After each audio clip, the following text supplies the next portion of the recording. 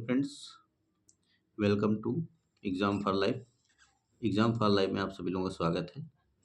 आज हम लोग क्या पढ़ने जा रहे हैं? आज हम लोग यूपी पीसीएस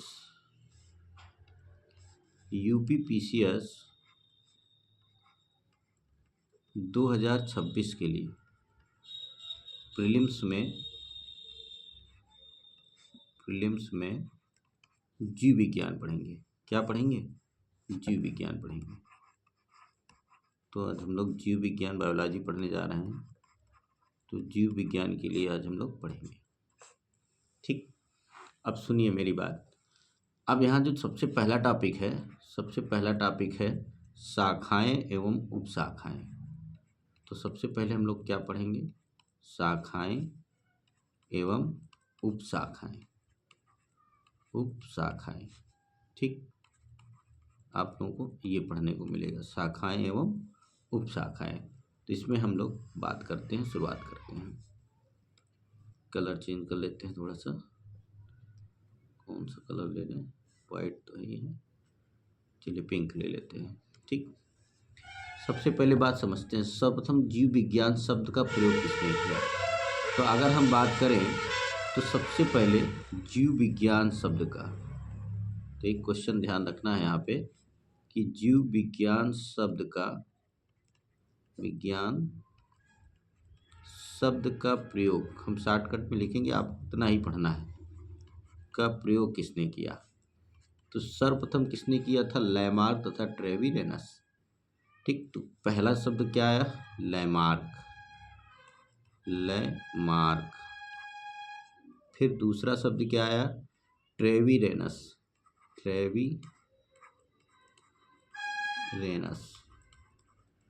थोड़ा लिखने में अभी दिक्कत है, लेकिन धीरे धीरे आप इसको समझ सकते हैं। थोड़ा सा आप कोशिश करेंगे तो अच्छे से आपको समझ में आएगा। ठीक है, तो जीव विज्ञान आप सुनते भी रहेंगे तो आपको समझ में आ जाएगा। तो जीव विज्ञान शब्द का प्रयोग सबसे पहले किसने किया? लैमार्क और ट्रेविरेनस ने। आगे बढ़ते हैं। दूसरा पॉइंट, ये पॉइंट आप लिखते रहेंगे तो आपको नोट्स बनाते रहेंगे, तो इसमें आगे आपको काम आता रहेगा। अब जीव विज्ञान की शाखाओं में सबसे पहले चीज़ पढ़ते हैं, तो एक तरफ हम लिखते चलेंगे उनके क्रियाकलाप, उनकी सारी चीज़ें चलती, जो मेन है। ज़्यादा डीप में जाकर जो मेन जहाँ से पेपर पूछा जाता है उन पर ज़्यादा डिस्कस करेंगे, बाकी क्वेश्चन बनाकर डिस्कस करेंगे। सबसे पहले देखें तो जूलॉजी की बात करें तो जंतुओं का विस्तृत अध्ययन। अब ये सुन लीजिए, क्योंकि अब कुछ चीज़ें आपको सुनने होंगी। जूलॉजी यानी जूलॉजी हो गया, तो जूलॉजी में किसका अध्ययन होता है? जंतुओं का अध्ययन होता है। शॉर्टकट में आप सुनते रहिए, क्योंकि आपके पास जंतुओं का अध्ययन होता है। अगर आप थोड़ा सा स्मार्ट हैं तो आप बेहतर कर सकते हैं। जंतुओं का अध्ययन होता है। थोड़ा धैर्य रखिए, पूरी क्लास सुनिए तो आपको और अच्छी लगेगा। बॉटनी में सीधी सी बात है, किसका होता है? पादप और उनके क्रियाकलापों का अध्ययन होता है। पादप क्रियाकलाप। जूलॉजी में जंतुओं का अध्ययन और बॉटनी में पादप क्रियाकलापों का अध्ययन, पादप और उनके क्रियाकलापों का अध्ययन। ठीक, अगर यही कह दे जीवाश्मिकी कह दे या पैलियो बायोलॉजी कह दे, तो अगर आपसे कह दे क्या पैलियो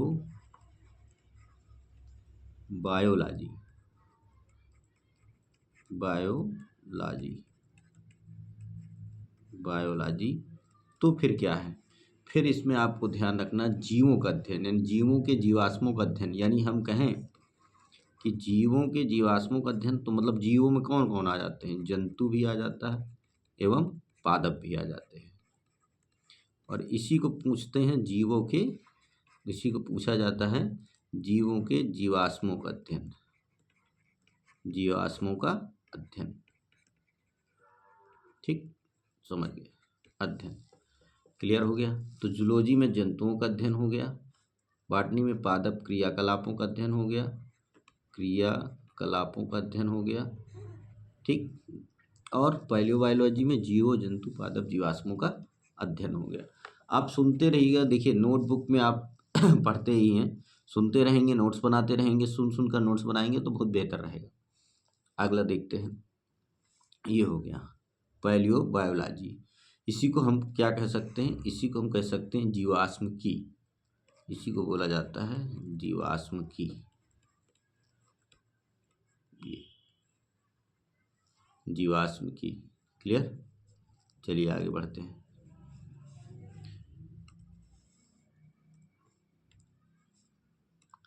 सुनिए अगला क्या कहलाएगा, अगला है पादप जीवाश्मों का अध्ययन किसमें करते हैं, तो पैलियो बॉटनी में आता है। पादप आ गया, तो अगर आपसे पूछ ले पैलियो बॉटनी में क्या है, तो पैलियो बॉटनी, तो बॉटनी अभी हमने बताया, तो इसमें किसका अध्ययन किया जाता है, पादप जीवाश्मों का अध्ययन किया जाता है।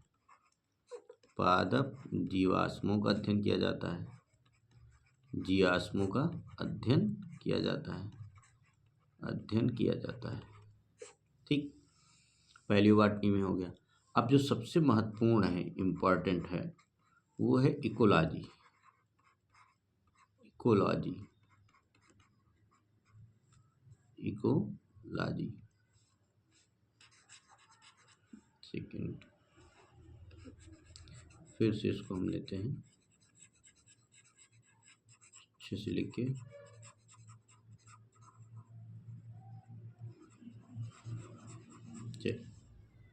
देखिए किसका अध्ययन किया जाता है, किसकी बात कर रहे हैं, इकोलॉजी की बात कर रहे हैं। इकोलॉजी, इकोलॉजी, इको मतलब अब देखो ये पूछा गया है तो इसका पर्यावरण के प्रभाव का अध्ययन, यानी हम यहाँ पर सीधा इको आते हैं तो इसका संबंध किससे कर सकते हैं, पर्यावरण। लेकिन पूरा रूप क्या होता है, सजीवों पर उनके चारों ओर पर्यावरण के प्रभाव का अध्ययन होता है। यानी प्रभाव, पर्यावरण के प्रभाव का अध्ययन पढ़ते हैं, यहाँ पे प्रभाव का अध्ययन करते हैं। लेकिन हम ये जोड़ते तो पर्यावरण से हमें टॉपिक मिल जाता है, आगे पढ़ने की जरूरत नहीं। अगर ये पूछा जाता है तो हम इससे सेंस करके पेपर को हल कर लेते हैं। ठीक, जेनेटिक्स। अब देखो अगला है जेनेटिक्स। तो जेनेटिक्स में क्या आता है, जेनेटिक्स में जीन्स मतलब आनुवांशिक लक्षणों तथा उनकी वंशागत का अध्ययन। तो किनके आनुवांशिक लक्षणों, जीवों की। तो जीवों के आनुवांशिक, आनुवांशिक और आनुवांशिक और क्या हो जाता है, लक्षण तथा उनकी वंशागत। आनुवांशिक लक्षण तथा उनकी वंशागत, उनकी वंशागत। तो यहाँ पर इम्पोर्टेंट क्या है, वंशागत का पेपर में पूछा गया है। सॉरी, तो अगर आपसे पूछे कि यहाँ इम्पोर्टेंट, तो यहाँ से वंशागत से काफ़ी सारे क्वेश्चन पूछे गए कि वंशागत का संबंध किससे होता है, तो जेनेटिक्स से होता है। आनुवांशिक का लक्षण का संबंध किससे होता है, जेनेटिक्स से होता है। तो मुझे लगता है ये चीज़ आपको समझ में आ गई। आगे देखिए, अब आ जाते हैं शरीर के विभिन्न भागों, कार्य और कार्यविधियों का अध्ययन आता है फिजियोलॉजी में। कुछ सुनते भी रहिए, जो महत्वपूर्ण है वही पढ़ाए जाएंगे। फिर बात करते हैं पैडोलॉजी। पैडो मतलब मृदा। तो अगर आपसे पूछा जाए कि पैडोलॉजी क्या है, अगर आपसे ये पूछ लिया जाए कि पैडोलॉजी क्या है, तो पैडोलॉजी आपसे पढ़ना है। ठीक है, क्या पढ़ना है, पैडोलॉजी। चलिए, तो पैडो मतलब क्या होता है, पैडो, पैडोलॉजी, पैडोलॉजी क्या होता है, पैडोलॉजी का संबंध किससे है, मृदा या मृदा निर्माण या मृदा के प्रकार। तो सीधा आपको ध्यान में रखना है, एक शब्द याद रखना है, मृदा। प्रकार आते हैं, निर्माण आते हैं, अध्ययन इसी में किया जाता है। ठीक है, आगे ले लेते हैं अगला पेज।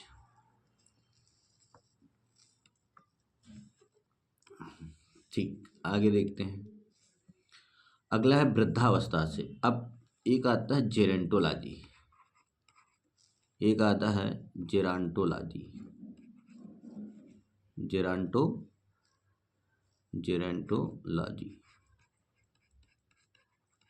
ठीक, एक बार फिर से लिख देते हैं, जेरेंटोलॉजी, जेरेंटोलॉजी। अब देखिए जेरेंटोलॉजी में क्या आता है, अब इनका संबंध किससे होता है, तो जेरेंटोलॉजी सीधा संबंध मनुष्यों में वृद्धावस्था, काल प्रभाव, संज्ञानात्मक, मनोवैज्ञानिक, जैव, तो सीधा एक पूछा भी गया है पेपर में, जेरेंटोलॉजी का संबंध किससे है, तो किससे होता है, वृद्धावस्था से। किससे होता है, वृद्धावस्था से। तो सीधा आप इसको बस इतना याद कर लीजिए। बाकी संज्ञानात्मक भी होता है, सामाजिक भी होते हैं, उनके मनोवैज्ञानिक जैविक पहलुओं का अध्ययन करते हैं। उनके वृद्धावस्था के काल में क्या क्या अध्ययन किया जाता है इनका, सामाजिक अध्ययन होता है, संज्ञानात्मक अध्ययन होता है, मनोवैज्ञानिक होता है अध्ययन। अगला पॉइंट है बायोनिक्स, थोड़ा ध्यान दें। एक शब्द है बायोनिक्स। अब दो शब्द हम लिख रहे हैं, एक शब्द लिख रहे हैं बायोनिक्स और एक शब्द लिख रहे हैं बायनोमिक्स। दोनों थोड़ा ध्यान दें। एक शब्द है बायनोमिक्स। अब बायोनिक्स और बायनोमिक्स। बायोनिक्स क्या है, जैविक जगत के गुणों, सिद्धांतों का प्रयोग या आधुनिक उपकरण और अभियांत्रिक तंत्र का निर्माण करना। और बायनोमिक्स क्या है, वातावरण के साथ संबंध का अध्ययन करना। तो पहले हम बायनोमिक्स पढ़ते हैं, समझिए इसका क्या मतलब है। इसका मतलब है जीवधारियों के साथ, कि पूछा जाए अगर तो क्या मतलब है, इसका मतलब है जीवधारियों के साथ, कलर दूसरा ले लेते हैं, जीवधारियों के साथ उनके वातावरण, उनके वातावरण के साथ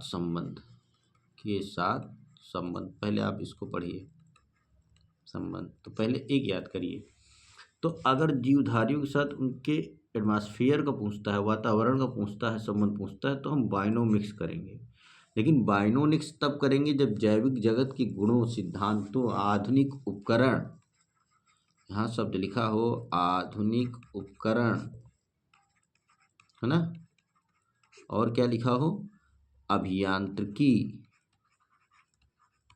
या अभियांत्रिकी तंत्रों का निर्माण लिखा हो,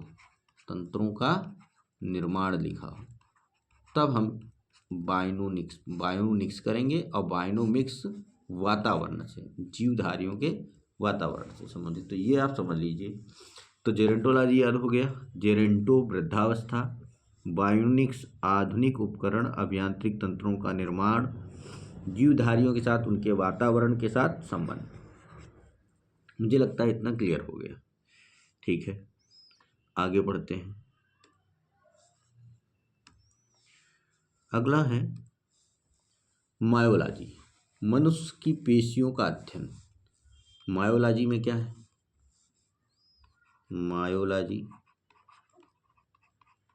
मायोलॉजी का मतलब क्या है, मनुष्य की पेशियों का अध्ययन,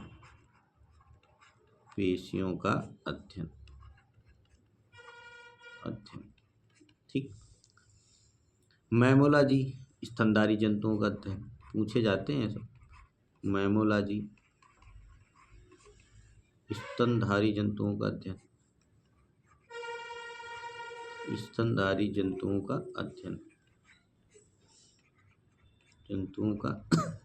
अध्ययन, ठीक, ये मैमोलॉजी में है। बायोनॉमी और बायोमेट्रिक, दो शब्द और आए फिर। अब देखिए, एक शब्द है बायोनोमी,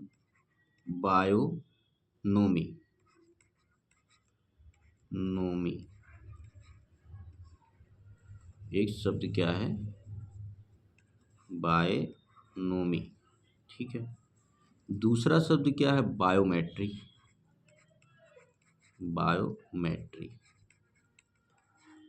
अब बायोमेट्री तो मुझे लगता है मैक्सिमम लोग जानते होंगे। बायोनोमी क्या है, जीवन के नियमों से संबंधित अध्ययन है। ये किससे संबंधित है, जीवन के नियमों से।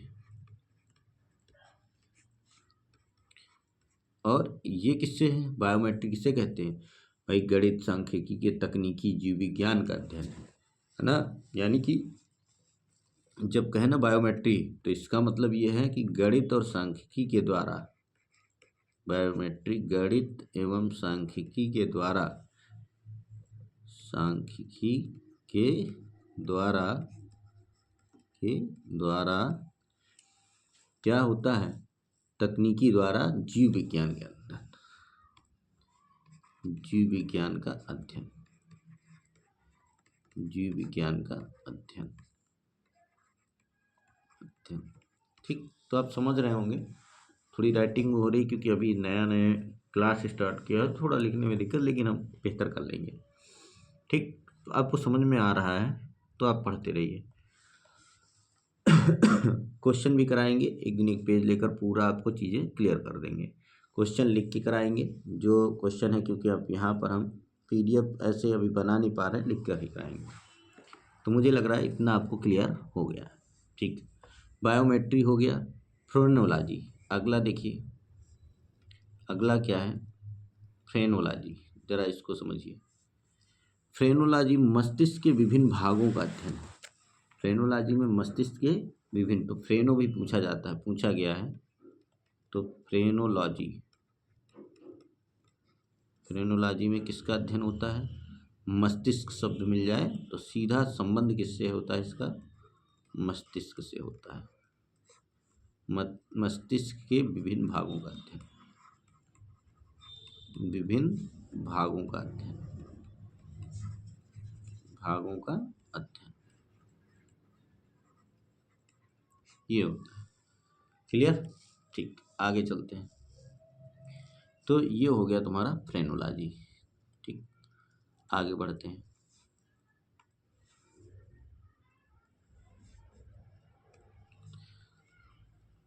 अब अगला आ जाता है एंथोलॉजी। एंथोलॉजी पूछा गया है पेपर में, ध्यान रखिए, इंपॉर्टेंट है।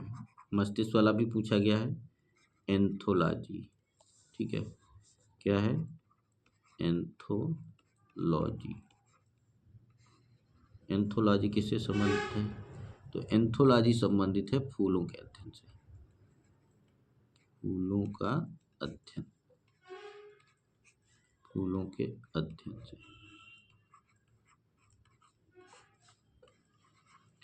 मुझे लग रहा है क्लियर समझ में आ गया होगा। ठीक है, अगला है एग्रोस्टोलॉजी। एग्रोस्टो मतलब घास से संबंधित, एग्रो मतलब घास से। ठीक, पैलिनोलॉजी, थोड़ा इसको समझते हैं। अगला है पैलिनोलॉजी, पैलिनोलॉजी,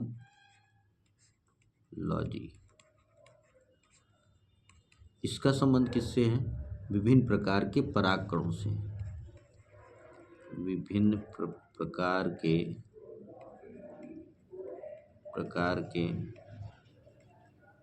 परागकणों से, परागकणों से। ठीक, क्लियर हो गया। तो ये हो गया तुम्हारा पहले। ऑन्कोलॉजी क्या है, ऑन्कोलॉजी कैंसर और संबंधित ट्यूमर का अध्ययन करते हैं। तो अगला है ऑन्कोलॉजी, क्या है, ऑन्कोलॉजी।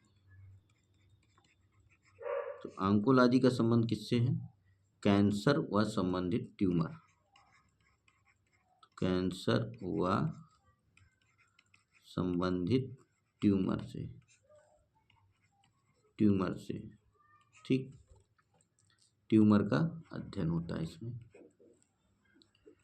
ट्यूमर का अध्ययन होता है। ठीक, ये क्लियर हो गया ऑन्कोलॉजी से। टेरेंटोलॉजी का मतलब क्या है, शरीर विकास में आने वाली असमानताओं का अध्ययन। कंड्रोलॉजी, कंड्रो का संबंध किससे होता है, उपास्थि से। तो थोड़ा पूछा नहीं है लेकिन याद रखिए, कंड्रोलॉजी पूछा भी जा सकता है। कंड्रोलॉजी, कंड्रोलॉजी का संबंध किससे है, कंड्रोलॉजी का संबंध है उपास्थि से। किससे है, उपास्थि से, उपास्थि से संबंधित अध्ययन, संबंधित अध्ययन। क्लियर? चलो, कंड्रोलॉजी हो गया। अब ऑस्टियोलॉजी, अस्थियों का अध्ययन, ये भी पूछा गया है। ऑस्टियोलॉजी किसका, ऑस्टियोलॉजी, ऑस्टियोलॉजी सॉरी ऑस्टियोलॉजी, इसका अध्ययन किससे है? अस्थियों के अध्ययन से, अस्थियों के अध्ययन से, अध्ययन से, अस्थियों के अध्ययन से। ठीक, तो ऑस्टियोलॉजी भी हो गया, osteology, anthology, palynology, oncology, क्राडोलॉजी, एस्थियोलॉजी, clear हो गया। आगे बढ़ते हैं, जितने लॉजी हैं आज कर लेते हैं, इसको 2 क्लास में डिवाइड कर लेंगे क्लास को। इसके बाद अब MCQ करवाएंगे, यानी कि जो PYQ करवा देंगे।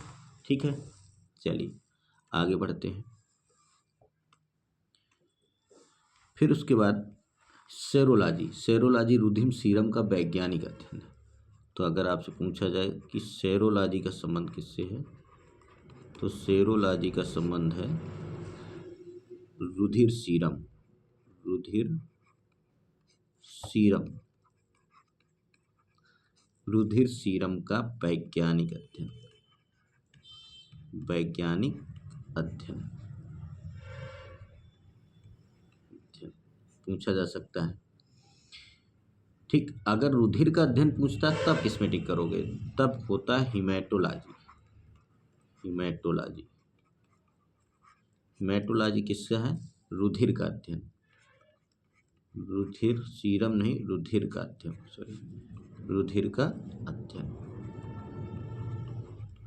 तो ये क्लियर हो गया आप। न्यूरो का संबंध किससे, कौन बताएगा?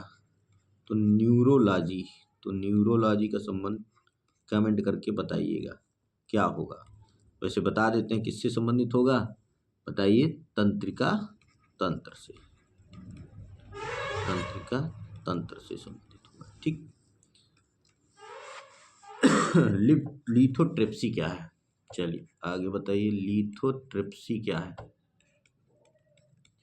तो लिथोट्रिप्सी का संबंध किससे है? तो लिथोट्रिप्सी का संबंध, अब आजकल गुर्दे की भी जो पथरी हो जाती है, पित्ताशय मूत्राशय में थैली, तो पथरी को तोड़कर, है ना, उससे मरीज का इलाज किया जाता है। तो यानी एक प्रकार से ये कहें तो ये चिकित्सीय प्रक्रिया है जो गुर्दे व पित्ताशय मूत्राशय की थैली में स्थित पथरी को तोड़ता है। तो यानी एक प्रकार से ये कहें तो ये क्या है? चिकित्सीय प्रक्रिया है। ठीक है, तो ये हम कह सकते हैं चिकित्सीय प्रक्रिया है, चिकित्सीय प्रक्रिया जिसमें गुर्दे की पथरी को तोड़कर बाहर निकाला जाता है, पथरी को पित्ताशय भी हो तोड़कर बाहर निकाला जाता है, तोड़कर बाहर निकाला जाता है। क्लियर? तो ये समझ में आ गया। ठीक, तो आपको लिथोट्रिप्सी भी समझ में आ गया, न्यूरोलॉजी भी समझ में आ गया, हेमेटोलॉजी रुधिर का अध्ययन होता है, हेमेटोलॉजी, सेरोलॉजी भी समझ में आ गया। क्लियर? आगे बढ़ते हैं। फिर अगला आता है जो मेन है वायरोलॉजी, वायरोलॉजी, वायरोलॉजी का संबंध किससे है, कौन बताएगा? वायरोलॉजी मतलब, वायरोलॉजी मतलब बताइए, वायरोलॉजी मतलब विषाणुओं का अध्ययन। वायरोलॉजी का मतलब क्या होता है? विषाणुओं का अध्ययन। फिर से लिख दें इसको थोड़ा सा अच्छे से, थोड़ा अभी समझ में आएगा। वायरोलॉजी, वायरोलॉजी, वायरोलॉजी का मतलब किससे है बताइए? वायरोलॉजी का मतलब है विषाणु यानी वायरस का अध्ययन। हम ये कह सकते हैं वायरो से बनता है विषाणु, विषाणुओं का, या हम ये कह सकते हैं वायरस का अध्ययन, वायरस का अध्ययन। क्लियर हो गया? ये होता है वायरोलॉजी। एक होता है बैक्टीरियोलॉजी, बैक्टीरिया मतलब जीवाणुओं का अध्ययन। तो इसको क्या बोलते हैं?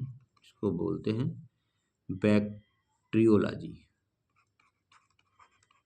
बैक्टीरियोलॉजी। बैक्टीरियोलॉजी का मतलब क्या होता है? बैक्टीरियोलॉजी का मतलब जीवाणुओं का अध्ययन, बैक्टीरिया ना, जीवाणुओं का अध्ययन, जीवाणुओं का अध्ययन, जीवाणुओं का अध्ययन। क्लियर। चलिए, अब एक होता है एंटोमोलॉजी, ये भी पूछा जाता है, इंपॉर्टेंट है, पूछा भी गया है। एंटोमोलॉजी, एंटोमोलॉजी ये किसका अध्ययन होता है? एंटोमोलॉजी में कीटों का अध्ययन। किसका अध्ययन होता है? कीटों का अध्ययन होता है। क्लियर हो गया? एंटोमोलॉजी में किसका अध्ययन होता है? कीटों का अध्ययन होता है। अगला है इक्थियोलॉजी। इक्थियोलॉजी, इक्थियोलॉजी में किसका अध्ययन होता है? कौन बताएगा? मत्स्य की संरचना, कार्यकी इत्यादि का अध्ययन। मत्स्य की संरचना, संरचना ठीक, कार्यकी,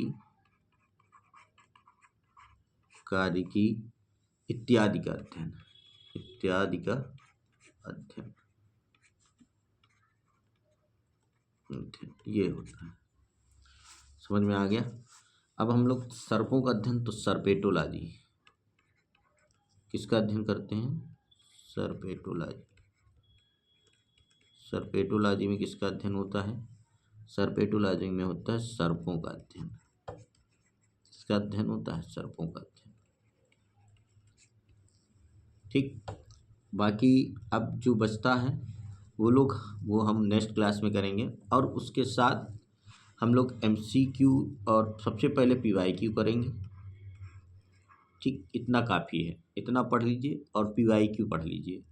PIQ और प्लस न्यू क्वेश्चन यानी MCQ भी करेंगे, मल्टीपल चॉइस क्वेश्चन जो न्यू होंगे उनमें भी कुछ बनाएंगे, उसको आपको करना होगा। काफ़ी है, थैंक यू। बाकी जो बेस्ट होगा वो हम करेंगे। UP PCS के लिए और बेस्ट से बेस्ट करने जा रहे हैं धीरे धीरे। बाकी अदर चैनल में जो टीचर पढ़ा रहे हैं वो अदर पढ़ा रहे हैं, हम PCS वाला और UPSC पढ़ाएंगे। Okay, thank you.